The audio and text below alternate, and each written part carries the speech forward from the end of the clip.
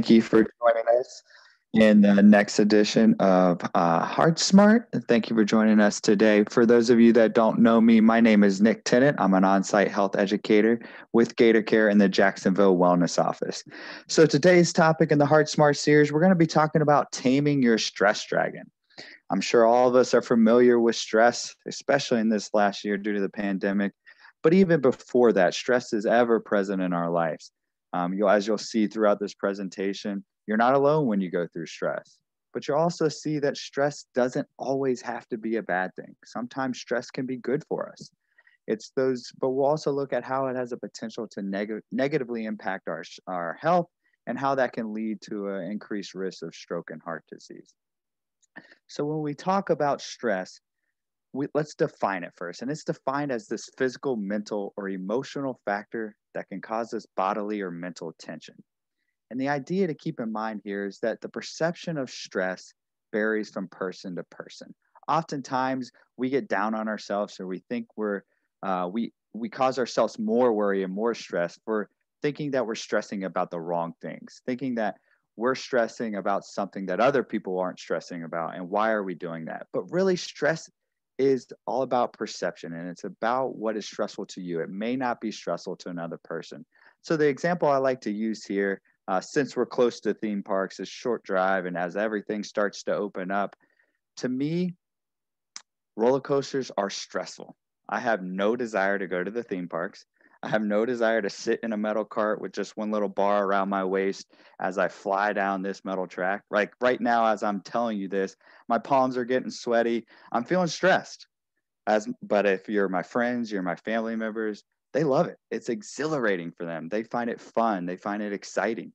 So while that may be stressful to me, it's not stressful to others. And so when we talk about things that stress us out or stressors in our lives, it's okay to feel stressed about things or certain situations that other people may not feel stressed about. And also we need to take into consideration that other people may feel stressed in situations that we don't feel stressed in. So as we go throughout this slide, I want you to think about the things that stress you out most in life. Where do your stressors come from? So our stressors can be external or internal. And when I talk about external stressors, these are things that are forces that are harder for us to control, or things that may not be easily contained just by ourselves. So these are ideas like major life changes, such as the death of a loved one, or a divorce, or a military deployment. It could also be our work and school stress. So if you have job stress, you obviously can't control all the things that your job or your career may demand, and that can cause you stress. It could be our relationship difficulties, or our financial worries, or being too busy all the time, or maybe our children and family can cause us stress. So these are ideas or concepts of external stressors. So things that, again, these are things that are less likely for us to control. When I mention internal stressors, these are things that are caused by stress induced behaviors and thoughts. So things that we have autonomy over. So we can control these things. That is such things as our negative self talk that we may give ourselves. So if we're always down on ourselves, we're always thinking the worst is going to happen, or we constantly worry about what we did maybe 10 years ago and we're still stressing over as we're trying to fall asleep at night. That negative self talk that we give ourselves can cause us stress, and you have control over that. Things like unrealistic expectations, either we set for ourselves or for others. And when we don't fulfill those expectations, we become stressed because of that. Other ideas are the need to always be perfect, or having that rigid thinking where it's the all or nothing attitude, where it's my way or the highway. And if you don't get what you want, you get stressed because of it. It's also things like the fear of public speaking. All of these things are internal stressors. So when you examine your life and what in your day to day, think about the things that cause you stress. Now there could be a combination of external and internal. So think about the things that cause you stress. So as we go through the different strategies of help managing those stressful situations, we can better tackle them. Also, I want to point out that stress and anxiety you'll often hear used interchangeably, but they do not mean the same thing. So stress, usually you link back your stress to a certain stressor, whether it be internal or external, you can link it back to that certain event or that certain stressor in your life. Whereas anxiety, on the other hand, that is defined as this excessive worry that doesn't go away even in the absence of a stressor. So while stress and anxiety share a lot of the same physical symptoms, you could have your rapid heart rate, your muscle tension, headache. Anxiety can persist even without a stressor present. Remember, stress you can link back to a certain stressor or event. Anxiety persists. It's this persistent worry that your body is constantly under. So the physical impact of stress. So all this stress in our lives, this ever presence of stress, what does it do for us? And what happens to our bodies when we're in those stressful situations? Well, if you listen to the beginning, I said that stress isn't always a bad thing. And that's what you see in acute stressful situations. So in an acute stressful situation, it's your body's response to a terrifying or traumatic event. So for instance, imagine the room you're sitting in right now. A bear charges into that room. Now your body's going to tense up, right? You're going to get this surge of adrenaline. Your body's going to produce a surge of hormones to handle that stressful situation. Okay, the sympathetic nervous system kicks into gear and it provides your body with a burst of energy so it can respond accordingly. And that's really called the fight, flight, or freeze response. And so when that event is over, and say the bear leaves your room, your body is able to recover and return back to stasis. However, so in that situation, that acute stress response, you're actually is a positive effect for you. But when we talk about the negative impact of stress, and especially when we talk about the risk of heart disease and stroke, we look at chronic stress. And chronic stress includes circumstances that are ongoing or happen on a recurring basis. So your body never fully recovers from that stress response. Instead, you're just marinating in that cocktail of hormones. So your heart starts pounding, beats quicker than normal, and that raises your blood pressure. And so as your breathing becomes more rapid, the airway between your nose and lungs constrict. So you can have respiratory issues. Now, if you don't have any history of respiratory issues, this component of stress may not affect you as much. But if you do have issues or past history of respiratory issues such as asthma, this can further exacerbate those conditions. Chronic stress can also cause inflammation of the circulatory system and can affect our cholesterol levels as well. So one study found that stress is linked to having less healthy dietary habits, a higher body weight, and a less active lifestyle, all of which are known risk factors for that high cholesterol. So it's that constant elevation of the heart rate, of rapid breathing, the stronger contractions of the heart muscle, and the stress hormones that can elevate our risk of hypertension, stroke, and heart disease. So what do? Let's know the signs. So what happens when next time you're under stress? What do you do? Listen to your body, your mind, your emotions, and your behaviors. So when you're stressed, do you stress eat? Do you eat to calm down? And for those of us that do stress eat, you're not reaching for those fruits and vegetables. You're not grabbing the nearest apple, banana, or broccoli, or you're going to make yourself a salad. No, you're reaching for the ice cream. You're reaching for the fried foods, the cheeseburgers, the pizza. So stuff that can negatively impact our health. When you're under stress, do you speak and eat very fast? Where you think you have to get things done so quickly because there's so much going on. You have to get so much done that you can't just, go through your day at a normal rate. Or do you use unhealthy coping mechanisms such as drinking alcohol or smoking? A lot of times people use alcohol as a coping mechanism. So if that's the case, let's reevaluate other ways we can manage that stress. Or how about, do you rush around but not get much done? This is something I tend to do. I'll have 100 things on my list and I'll rush around trying to do 100 things at once instead of focusing things and taking them one at a time. And what happens is I rush around thinking I have so much to do that I don't really give the right amount of attention to each task at hand. Or do you just procrastinate? Maybe stress is so overwhelming to you that you just feel so fatigued, you feel so worn out that you just put things off. It's just I have too much going on right now. I'm just going to put that off. Or stress affects our sleep. Do you sleep too little, too much, or both? Does stress keep you up at night? Do you ruminate in your thoughts of stressful things that have happened in your past or things that you're worried about in the future? Or again, are you just so lethargic from all the stress has impacted on your body that you just need to lay down and sleep and that's your escape? So we talk about the stressors in our life and we think, and I want you to think of what causes you the most stress. And I also want to look at what behaviors are you doing because of that stress. So what are your coping mechanisms? What are you doing when you're stressed and how can we change those behaviors? So some of the stress management activities or stress management strategies that we do, get active. So you heard me talk about the stress response in the body, how your body in chronic stress will just stew in that cocktail of hormones. Well, getting active, being physically active actually has the opposite effect that the stress effect has on the body. So you actually you can reduce that stress effect on your body by being physically active. We should aim for 150 minutes of moderate physical activity each week. That can be as simple as 30-minute walks each day, brisk walks each day if you need to. That also elevates our mood, which helps with our stress. Another strategy is write it down. Don't ignore the stressors in your life. Don't push them away and think if you don't talk to them, if you don't listen, they'll just go away on their own. Instead, write down what causes you stress. Be familiar with what causes you stress, and that way we can come up with a better plan. You're more likely to follow through with that plan as you write down the things that you want to do.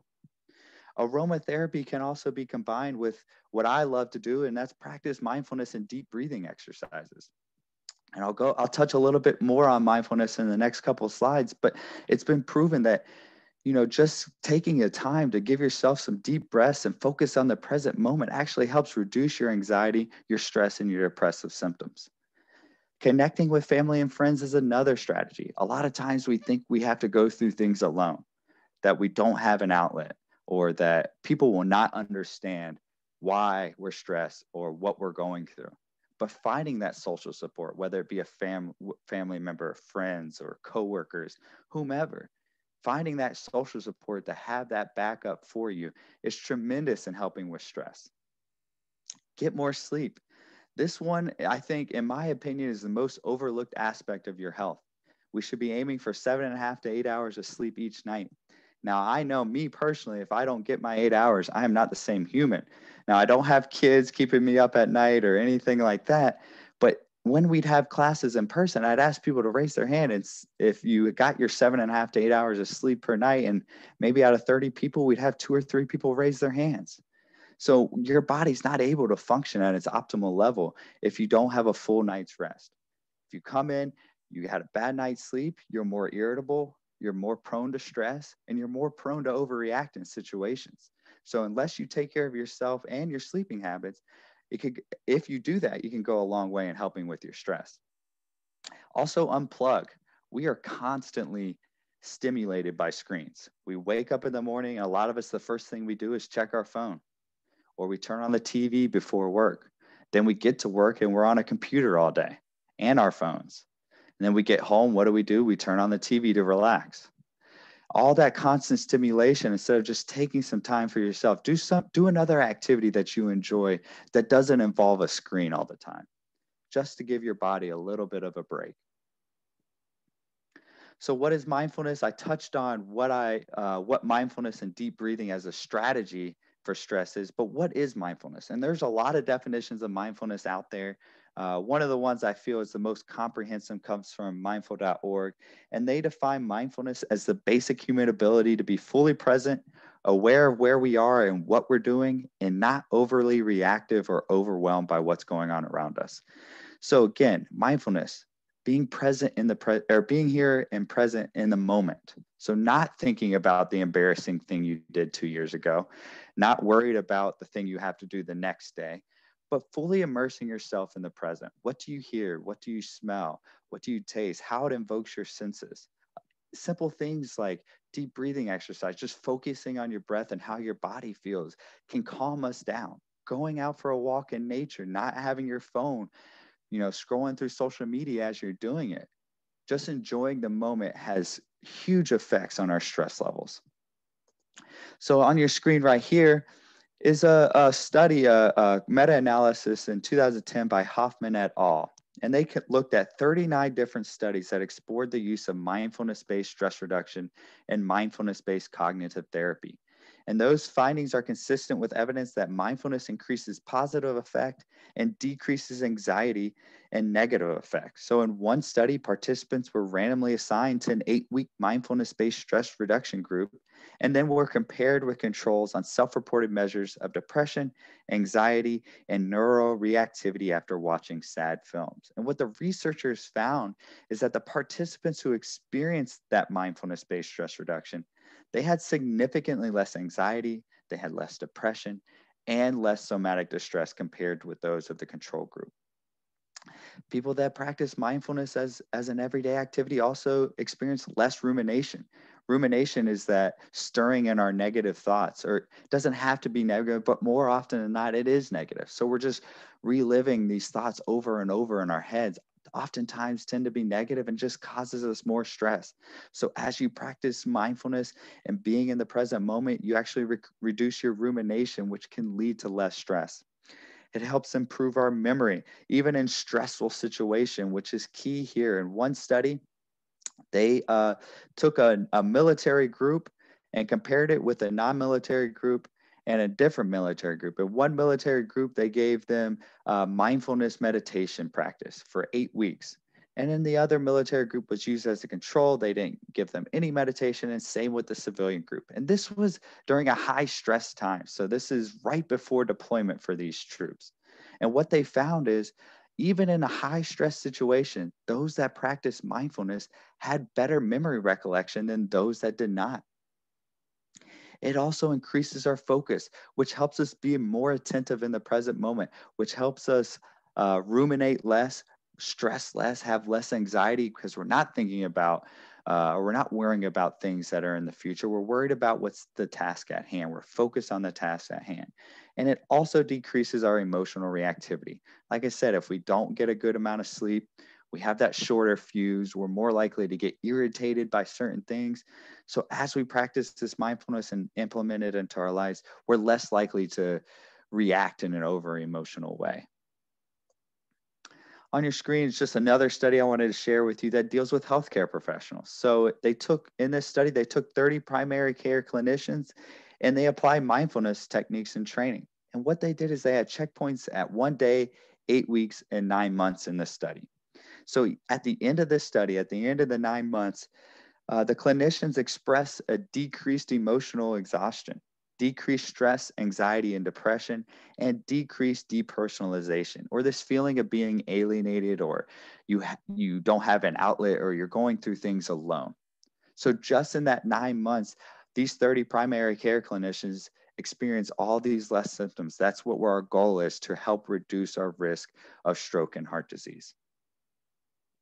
So, one mindfulness technique I'll share with you outside of the deep breathing and meditation is something called body scans. So, for those of us that struggle with getting the adequate amount of sleep, maybe we're sitting in bed and we're just ruminating and we're stressed out, try this body scan. And it's preferably done lying down. Like I said, I would recommend it right before bed.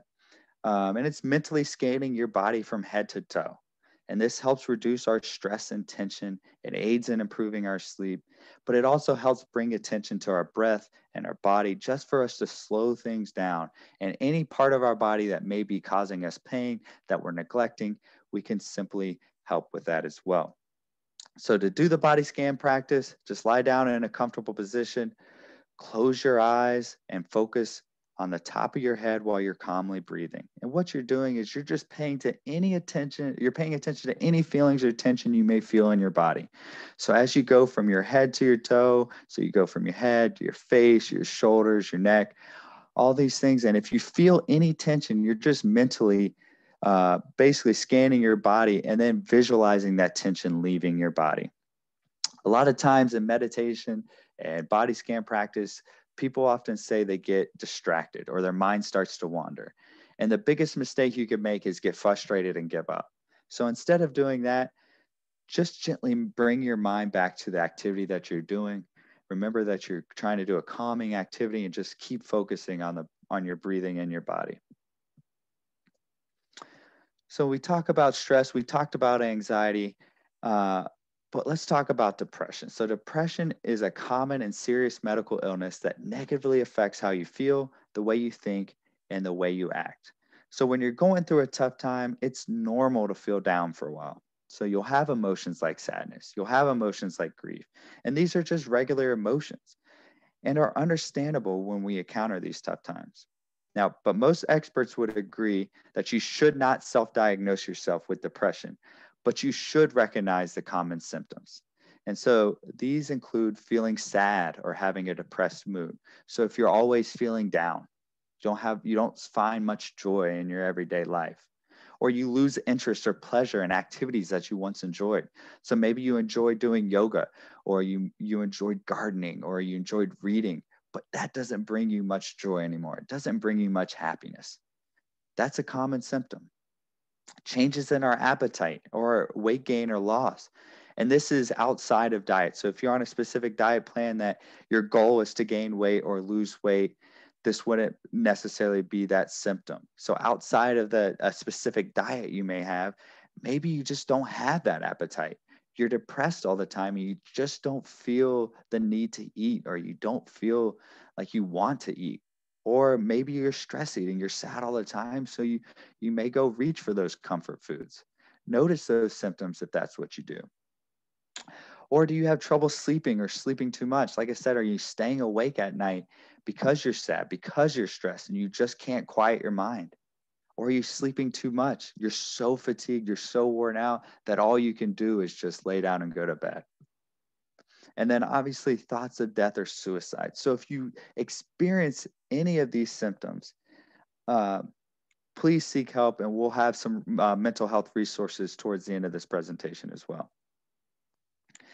So the study on your screen was published in the Journal of the American Heart Association. And this was a 12-year study in which they took over 16,000 participants with the ages of 50 years or older and interviewed them every 2 years between 1998 and 2010. So for 12 years, every 2 years, they were given interviews. And participants were asked to answer questions about depressive symptoms, their history of stroke, and stroke risk factors. And what they found out, what the researchers concluded was there were 1,192 strokes over the 12 years, and discovered that people with high depressive symptoms at 2 consecutive interviews were more likely to have a first stroke compared to people without depression at either interview. So again, if they experienced in that 4-year period, if they had back-to-back expressed depressive symptoms, they were more likely to have that first stroke than compared to those that did not have those back-to-back interviews with depressive symptoms. So as you can see, depression can lead to an increased risk of stroke. And the study shows that persistent depression may double the risk of stroke in adults over the age of 50 years old. Now, research over the past 2 decades has shown that depression and heart disease are commonly linked, and each can lead to one another. A study conducted in Baltimore, Maryland, found that 1,551 people who did not have any form of heart disease, those who had a history of depression, were 4 times more likely than those who did not to suffer a heart attack in the next 14 years. And the first studies of heart disease and depression found that people with heart disease were more likely to suffer depression than those of healthy people. So again, as we mentioned in the last slide, it's important to understand the symptoms of depression, and if you are experiencing any of those symptoms, to seek help. So before you diagnose yourself or before you start treating depression, you should always seek a health professional and conduct a thorough diagnostic evaluation. And that can include interview and possibly a physical examination. Now, after that examination, there are possible treatment options that you and your healthcare professional may work through. And the first one is medicine. Obviously, antidepressants can help lift your mood and ease the sadness you may feel. And your doctor will work with you to find ones that work best and have the fewest side effects based on your medical history. And sometimes this takes a few rounds of trial and error before they find the right ones. Other types of treatment may be psychotherapy. And this is usually broken up in either cognitive therapy or behavioral therapy. And cognitive therapy is the idea that our thoughts can affect our emotions. So instead of focusing on the bad all the time in cognitive therapy, you focus on the good instead of that negative in those situations. So cognitive therapy is usually short term and goal focused. So therapy sessions are structured with a specific plan in mind for each session. And then you'll also be asked to do quote unquote homework practice outside of the therapy. Now, behavioral therapy, this focuses on changing your behaviors that impact those emotions. So, this form of therapy helps patients engage in activities that will enhance their feelings of well being. So, oftentimes you'll see this cognitive therapy and behavioral therapy combined. And it's called in this approach called cognitive behavioral therapy, or CBT. And CBT focuses on addressing both the negative thought patterns that we may have, as well as the behaviors that contribute to depression. Another form of treatment is electroconvulsive therapy, or ECT. And this is for people with severe or hard to treat depression and is considered one of the best treatments for severe depression. So, in short, with ECT, an electrical stimulation is delivered to the brain and it causes a seizure. Now, doctors do not completely understand why, but this seizure helps relieve the symptoms of depression and suicidal thoughts. So, some other things that you could do on your own that can cause self-help. Again, exercise. We talked about how exercise can have some of the same effects that some of these antidepressants have. So we can invoke the opposite effect that the stress effect has on our body. So getting active can help boost our mood as well. Get good quality sleep. I know I've emphasized this multiple times, but it is truly important to your health. Getting that good amount of sleep each night so your body's able to function at its optimal level, your mind's fully rested so you're less irritable, you're less prone to those stressful situations and those anxiety and depressive symptoms. Eating a healthy and well balanced diet. So, again, not seeking those comfort foods all the time, keeping your body healthy so again it can operate at an optimal level, and avoiding that alcohol. I know it seems like a good idea and it's easy to reach for alcohol as a coping mechanism, but it's an unhealthy coping mechanism and it's something that we want to steer away from and look at some of those other stress management and depressive strategies that we can do.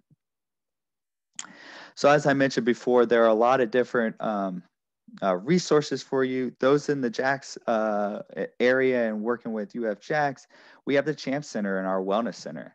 They are awesome. The number is on the screen right there. You can meet with a licensed professional for free. Everything I want to stress on this page right here, everything you see is confidential. So our resources, nothing goes back to your manager, nothing goes back to your boss. We don't get your name or anything like that. So you work one-on-one with the Champ Center, and that is all confidential information. They do a great job. They're here on site. Their numbers right there. You can meet with a licensed professional that you choose, that you want to work with, that works best with you. Please reach out to them. They do a great job and they're wonderful to work with. Guidance Resources is our EAP. So again, their number is on your screen. They can help with that as well, but they can help with other things. Say you have financial worries that you have, or maybe you just need help planning your kid's birthday party because it's stressful for you. They can help with that as well. So again, use Guidance Resources. A new one for our Gator Care members is Talkspace. So it's a lot of you probably have seen ads or have experienced Talkspace in some format, but it is online therapy. So you can even text or online chat with a therapist. So again, utilize these resources that are available for you. There are a ton of free apps out there. Also, if you want to get into the meditation game, there's tons of free apps out there as well. We have free meditations available online that are not behind the firewall. So if you go to gatorcare.org, you can access some of our recorded sessions. And use that as well. There's if you're just getting on the meditation journey, I do recommend Headspace as a good start. A lot of them will ask you, you know, after you complete so many sessions, to pay for the rest of it, or keep paying to a monthly subscription. You do not have to do that. Again, utilize the free resources if you want. It's totally up to you if you're not, but there's tons of resources online that are available to you for free. And I wanted to share this quote from William James with you because I think it's so powerful. And we talked about how the internal stressors, how we can control those things and how we can reduce some of the stress that we may cause ourselves. And he says the greatest weapon against stress is our ability to choose one thought over another. So, not choosing that negative thought, not choosing to stress yourself out, not choosing to think about something that happened 20 years ago that you're still stressed about. So, the greatest weapon against stress is our ability to choose one thought over another. And that can help us reduce those internal stressors that we talked about. So, here's our references for today's lecture, but also your post-class assessment here. You just scan that QR code, complete the little post-class assessment that we talked about. Also, you'll be receiving a copy of this presentation. John is going to put the link in the chat for the assessment as well. Remember that you will receive a copy of this presentation. So if you can't access or can't do the assessment right now, don't worry, we'll send a copy of the slides, a link to the recording of this presentation, and a link to complete that post-class assessment. I'll hang out if there are any questions. And thank you again for joining us, and we look forward to seeing you again next week.